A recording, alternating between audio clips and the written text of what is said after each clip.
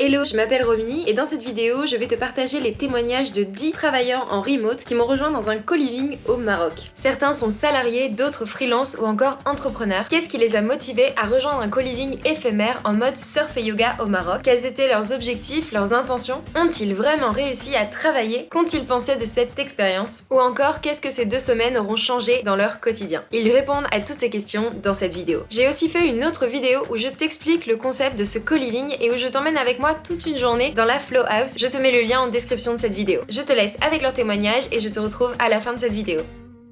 Je suis freelance, j'améliore et j'automatise des process de PME, de start-up. Et de l'autre côté, je lance mes projets, donc un peu entrepreneur. Je m'appelle Clara, j'ai 26 ans. Je suis chargée des projets Madagascar et assistante de l'équipe technique dans une ONG qui s'appelle Enfants du Monde. Dans le cadre de mon travail, j'ai eu l'occasion de cumuler mes jours de télétravail. Je m'appelle Lancelot, je viens de Paris, j'ai bougé à Biarritz il y a 1 an pendant le confinement. Je travaillais dans une start-up dans l'intelligence artificielle. Là, j'ai démissionné et je monte ma boîte dans le développement logiciel dans la blockchain. Je m'appelle Alicia, je viens de Franche-Comté. De base, je suis infirmière. Ça fait 2 ans que je fais de la communication animale. Action. Ah, bravo. Je suis développeur web. Je travaille depuis 1 an et demi dans une boîte qui s'appelle Ubique. Je suis salarié et je suis en CDI. Full remote, c'était la condition puisque l'entreprise est à Paris et que Paris c'était no go. Je suis Salomé, j'ai fini mes études par de l'entrepreneuriat et du coup je suis restée un peu dans cette vie Startup Nation pendant 3-4 ans à Paris. Et là je viens récemment de complètement tout changer et pour rejoindre Annecy, je suis sales chez Explora Project. C'est une agence de tourisme responsable. Pour moi c'est Marine, j'ai 26 ans.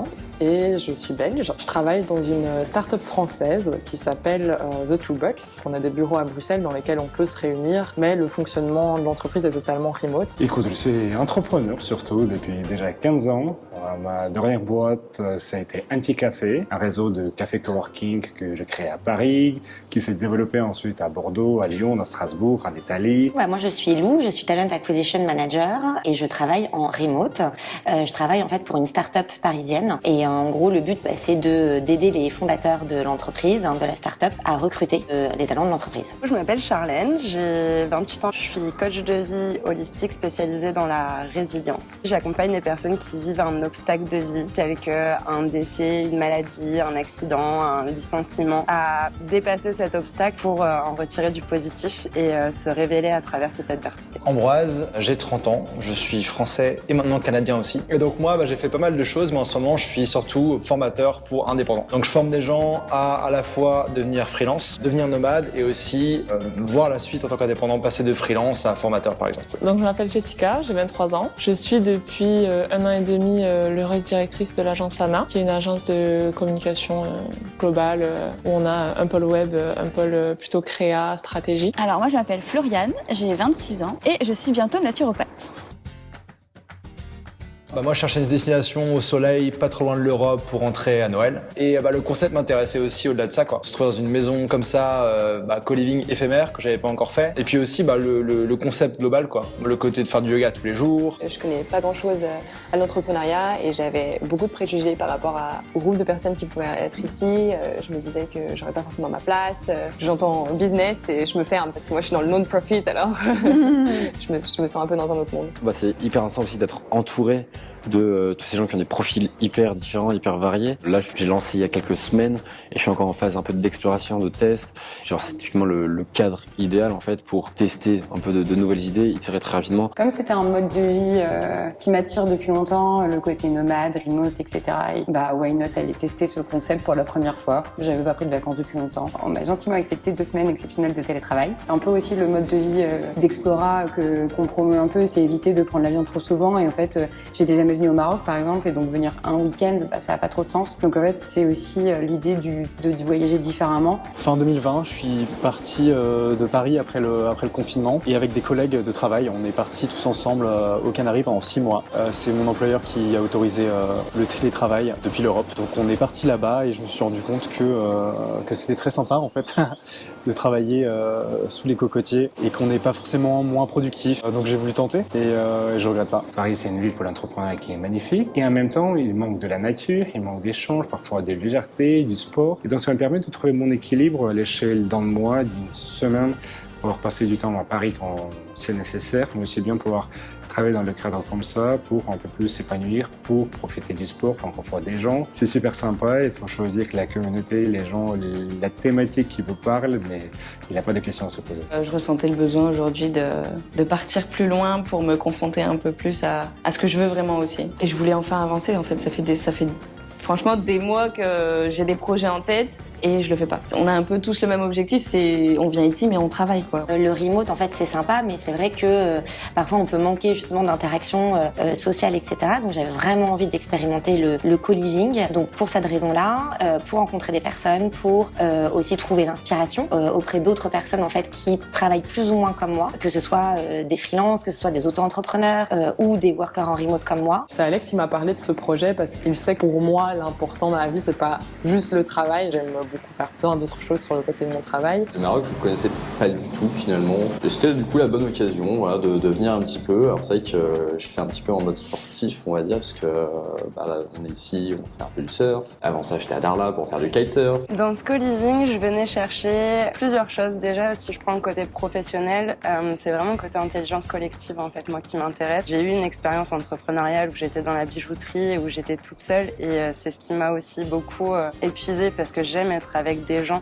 Je trouve que c'est super enrichissant, on apprend énormément dans les partages des autres. Et il y avait aussi le côté plus personnel, de pouvoir me challenger. J'ai pas pour habitude de faire des co-living non plus, donc ça me sortait de ma zone de confort et en réalité j'adore ça. Je deviens de plus en plus casanière et je me suis dit oula, il va falloir se sortir un peu de ça. Couper complètement avec le travail, ça me fait peur. C'est qu'il y a des gens qui comptent sur moi, j'ai tendance à culpabiliser. Donc là, ça me permettait un peu d'avoir le meilleur des deux mondes, de pouvoir continuer à bosser pour mes clients. Là, ça me permet de faire ça beaucoup plus sainement. Ça se passe bien parce qu'on met des choses en place, sur l'école un peu tous les jours. Et on disait justement ça ce matin. Je dis c'est cool les appels comme ça tous les jours. Et ma collègue m'a répondu on se parle plus que quand t'es là en fait. On discute tous sans filtre, j'ai l'impression de ce qu'on est, de ce qu'on veut aussi. Et ça, c'est trop bien de se sentir un peu compris parce que dans le monde de l'entrepreneuriat, comme on voit surtout quand on débute, parfois, et c'est mon cas et c'est le cas de beaucoup de personnes, t'es un peu perdu. Enfin, moi pour le coup, je suis un peu perdue, je me sens pas du tout soutenue. Et là, c'est incroyable, on est 15 personnes qui se soutiennent et au final, on se connaît seulement depuis 15 jours. Ici, je suis en train de vivre un moment très sympa, de partager les expériences, les idées, les points de vue avec d'autres co-livers. Faire du surf, c'est un style de vie qui me parle beaucoup depuis quelques années, que j'essaie de plus en plus intégrer dans ma routine pour pouvoir à la fois travailler, produire, mais aussi bien s'inspirer, passer de moments agréables et mélanger le kiff avec le travail.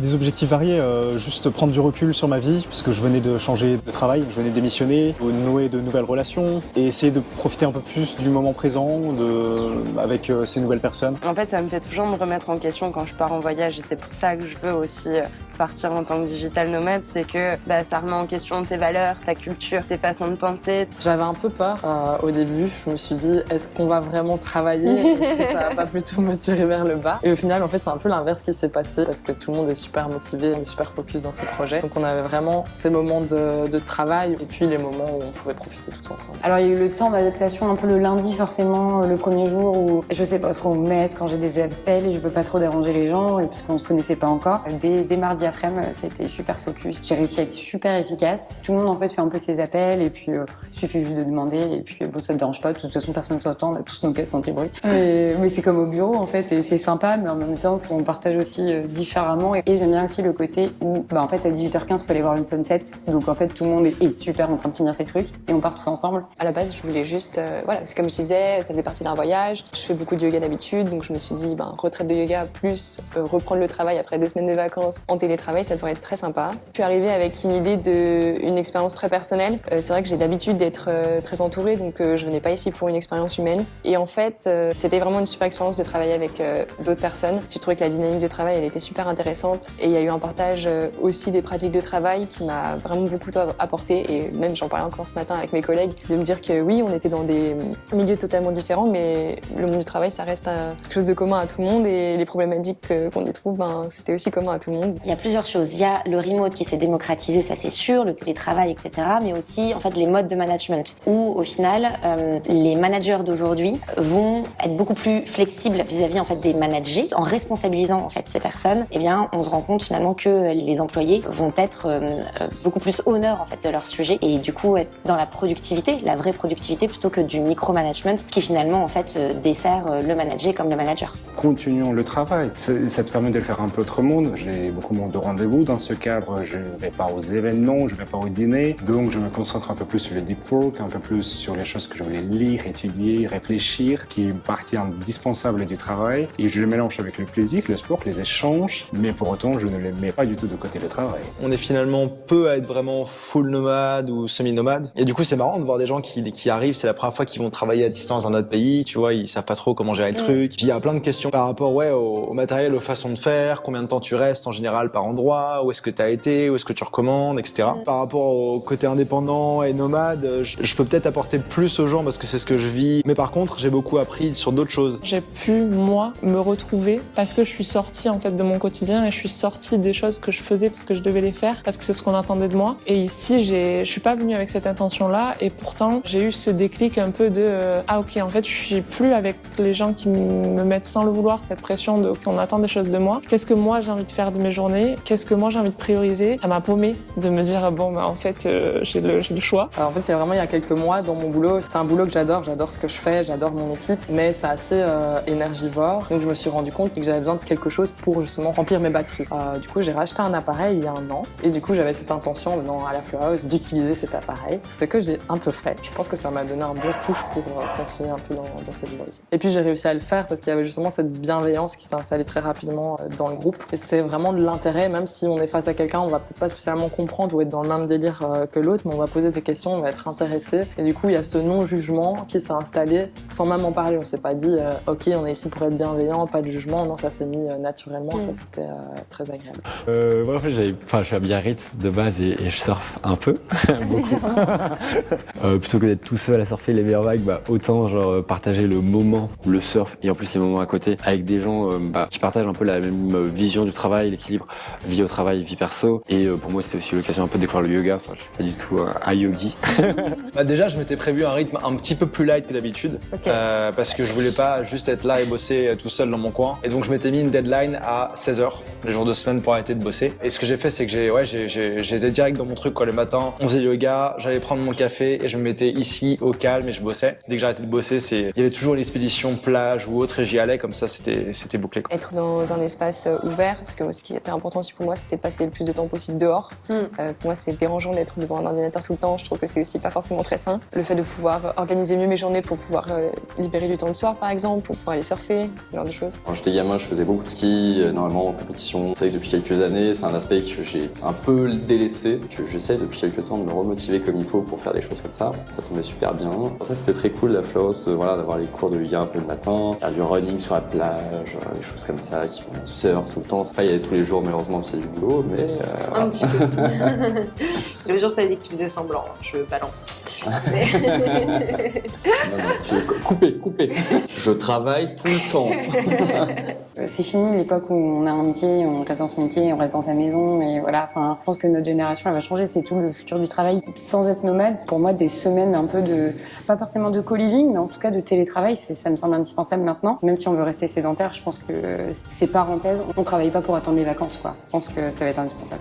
Dans ma vie actuelle, c'est vrai que j'ai un peu de mal avec cet équilibre. Le fait d'être à distance, c'est super chouette, mais ça demande aussi pas mal de rigueur et on peut parfois se dire que comme on travaille chez soi, on peut travailler un peu quand on veut et donc on se retrouve parfois à plus mettre la limite entre quels sont les moments pour vraiment profiter, quels sont les moments pour travailler. Et du coup, j'avais un peu ce besoin de me sortir de cette routine que je peux avoir en Belgique, où j'ai toutes mes habitudes, mes contraintes sociales aussi, et de me retrouver avec des gens qui travaillent aussi à distanciel pour avoir cette énergie autour de moi, parce que c'est toujours plus chouette que d'être toute seule chez soi. Mon quotidien, j'arrive au bureau à 8h, je pars du bureau à 8h, je vais à la salle parce que j'ai besoin de me défouler. J'arrive chez moi à 21h, 21h30, je fais à manger, je prépare mes affaires pour le lendemain. C'est 22h30 et je suis explosée, je vais dormir, quoi. Je me sens tellement plus apaisée là, de vivre avec beaucoup plus d'équilibre. Je me disais, bon, c'est peut-être un peu tiré par les cheveux, cette recherche d'équilibre, etc. Mais finalement, ça a pris vraiment tout son sens pour moi. J'aime avoir cette flexibilité de pouvoir en fait organiser mes journées en fonction en fait surtout de mes activités. Ouais. En fait, ce qui m'a surprise et agréablement surprise, c'est en fait la capacité des entrepreneurs, des freelancers, en tout cas toutes les personnes qui travaillent en mode nomade, d'organiser leur travail autour de leur vie et non pas l'inverse en fait. Je suis introvertie, je recharge mes batteries quand je suis seule. On est quand même dans une grande maison avec plein de recoins différents, des ambiances différentes au rooftop, en bas, dans le salon, le patio. Du coup, on pouvait être quand même dans sa bulle, je trouvais, à des moments.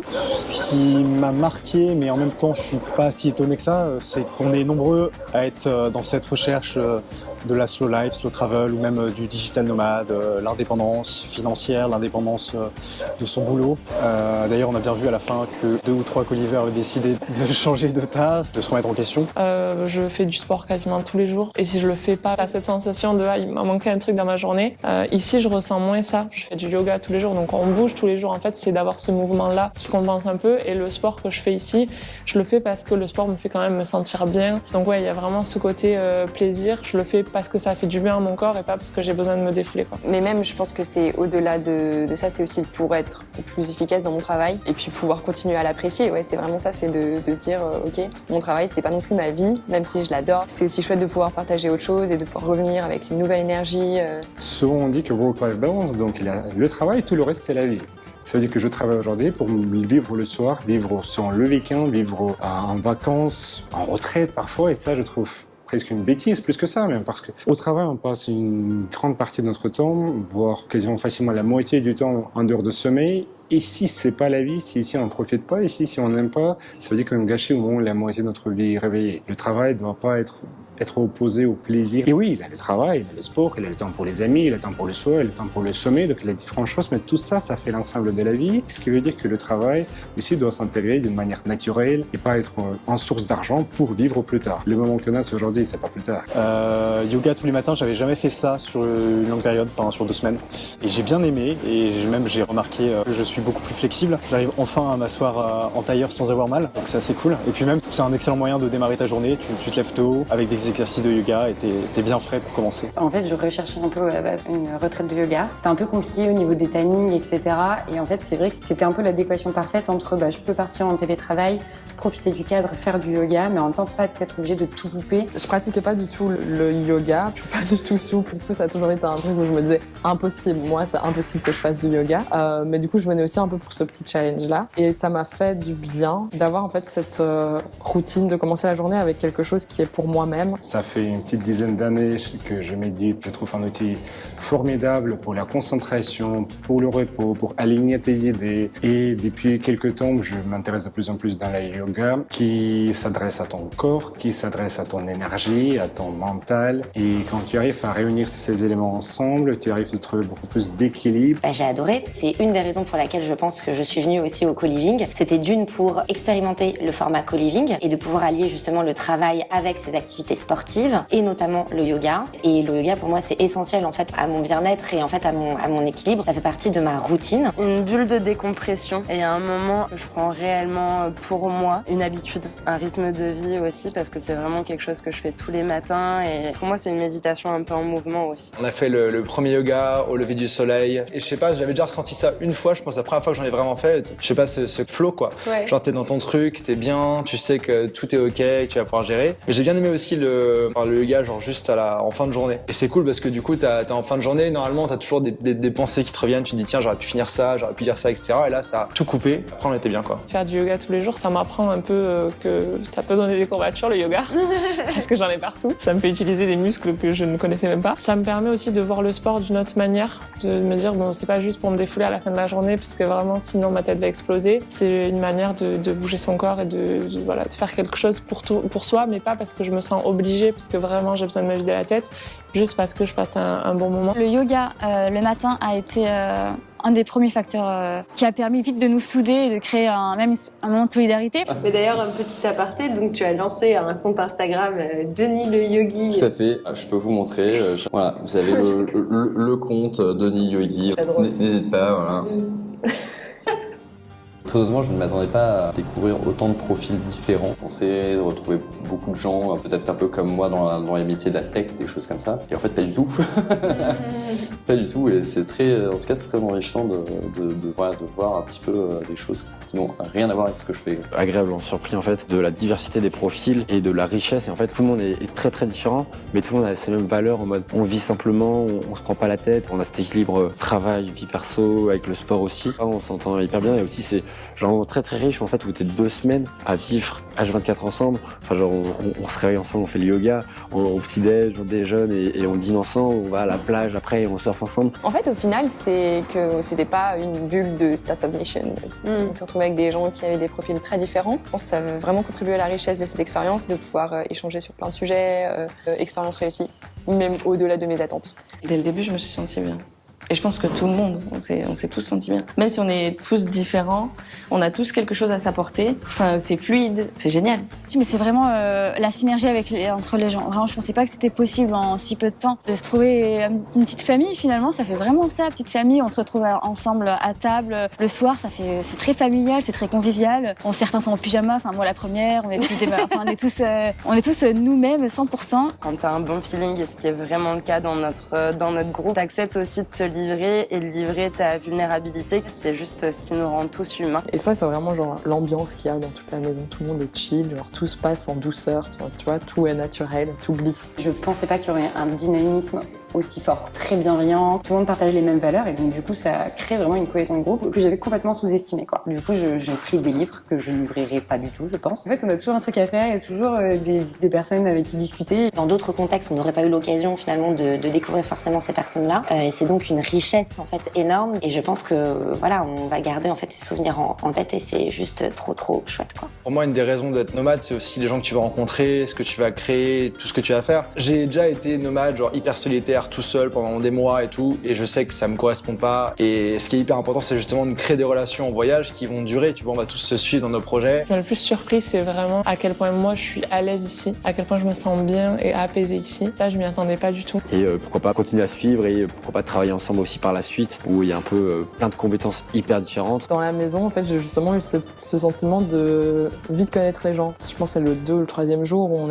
a été manger ces gaufres au Baba Cool le soir et j'avais juste l'impression que j'étais avec ma vieille bande de copains alors qu'on s'était rencontrés 2 jours avant. Il y a pas mal d'études qui ont été faites sur le bonheur et tout laisse à croire que c'est par les relations de long terme que tu trouves le bonheur. Puis surtout ce que je repense, ça va être plein de souvenirs, de super rencontres. J'espère qu'on arrivera à tous se revoir à un moment donné dans une future Flowhouse. Hâte qu'il y ait une suite quand même à tout ça. J'espère vraiment qu'il y aura un après comme il faut en tout cas entre nous tous.